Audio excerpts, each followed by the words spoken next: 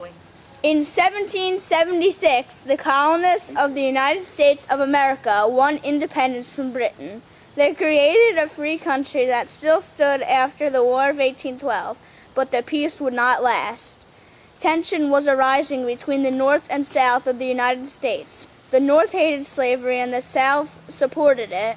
Many attempts were made to keep the peace, but the attempts were in vain. In 1860, South Carolina seceded from the Union. Soon it was joined by Alabama, Florida, Georgia, Louisiana, Mississippi, and Texas. In April, the peace no longer held, and the Civil War began. On the day of April 10th, 1861, General Beauregard, commanding Confederate forces at Charleston, South Carolina, demanded the surrender of Fort Sumter. Surrender! No! Never! On April 12th, Confederates opened fire. Fire! The next day, the Union surrendered Fort Sumter to the Confederates. This was the opening of the Civil War.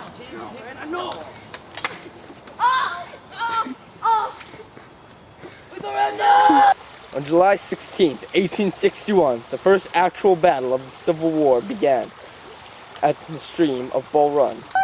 People believed that the war would end quickly, so some even packed picnic baskets to watch the battle. Oh, goody! Confederates! Although the Union seemed to be winning at first, huge amounts of Confederate reinforcements led by Stonewall Jackson arrived and proceeded to push the Union back to Washington.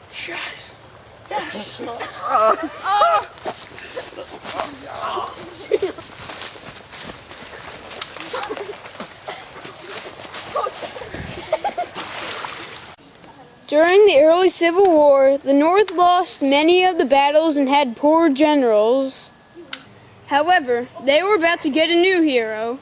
In 1862, Union General Ulysses S. Grant had a bold idea to gain control of the Mississippi. After defeating the Confederate forts of Henry and Donelson, Grant decided to move to the town of Shiloh, where Confederate General Albert Sidney Johnston was located. Grant launched a surprise attack on Shiloh and defeated General Johnston. Fire! Whoa! Whoa! Ah! Whoa! Fall back! Ah! Ah!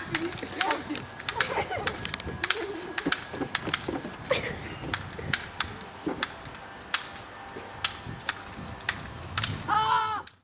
16th, 1862, General McClellan met Lee's army from Virginia at Gettysburg, Maryland. On the 17th, General Hooker made a powerful attack on Lee's left that started the battle. Union assaults did break into the center of the Confederates, but the advantage was not continued.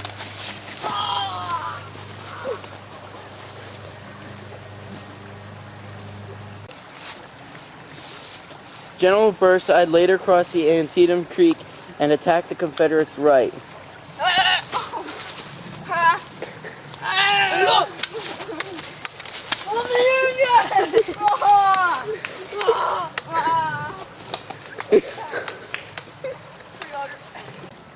At that point, Confederate General A.P. Hill came from Harper's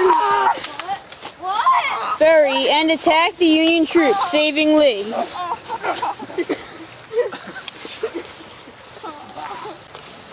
Throughout the 18th, Lee fought with McClellan some more.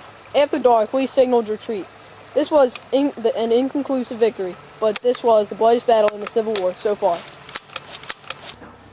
On April 30th and May 1st, Union troops, led by General Joseph Hooker, concentrated near Chancellorsville, Virginia.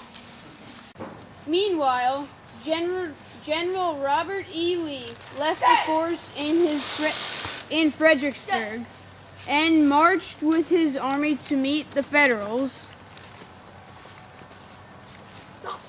as Hooker and his army marched to Fredericksburg, they met growing Confederate resistance. Hooker then halted the advance and marched to Chancellorsville.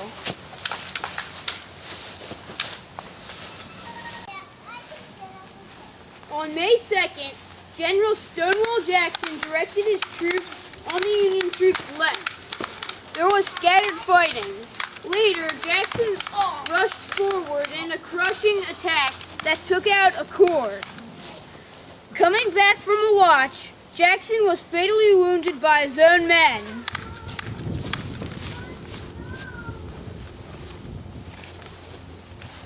Wrong guy. General James Stewart took control of Jackson's army. I will take over. In May and June of 1863, General Ulysses S. Grant's armies met in Vicksburg, trapping Confederate General John Pemberton's army. On July 4th, Vicksburg surrendered after siege. We surrender! This was the beginning of one of the most genius campaigns in the war. The Confederacy was now entirely split in half. Grant's success led to his appointment as General-in-Chief of the Union armies.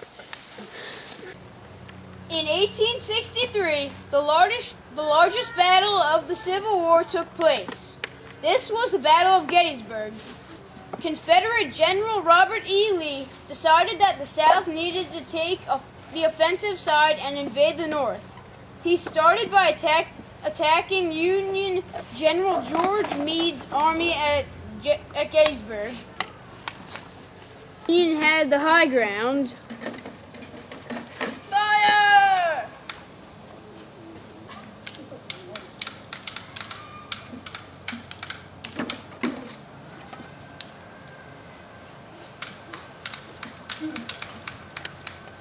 Using this advantage, the Union was able to force the thousands of Confederate soldiers to retreat. This battle was the most bloodiest battle of the war, but also a turning point for the Union.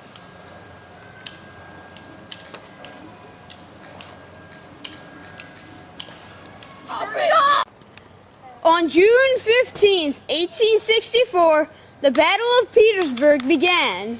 The Confederates were outnumbered. Union General Meade led his garrison of troops to attack Petersburg. The Union laid siege to Petersburg from June of 1864 to April of 1865. Petersburg held out for over 9 months before General Lee gave up and retreated. The abandoned Richmond and Petersburg to the Union on the night of April 2 to the morning of April 3, 1865. Surrender!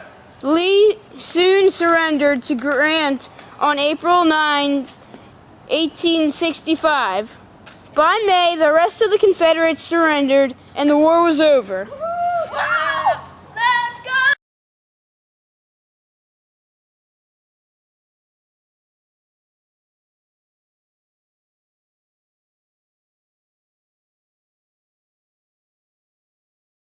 Rounds of Confederate reinforcements led by Stonewall Jackson arrived and proceeded to push the Union back to Washington. No!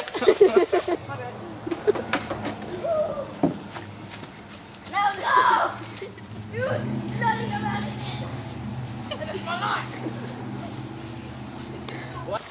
On July 6th, however, they were about to get a new hero. In 1862, Union General Ulysses. However, they were about to get a new hero. In 1862, Union General Ulysses S. Grant had a bold idea to gain control of the Mississippi. However, they were about to get a new hero. In 1862, However, they were about to get a new hero. In 1862, Union General... Kevin, can you see us? I'm filming! However, they were about to get a new hero. In 1862, Union General Ulysses S. Grant. You said it wrong again. However, they were about to get a new hero. In 1862, Union General Ulysses S. Grant had a bold idea to gain control of the Mississippi.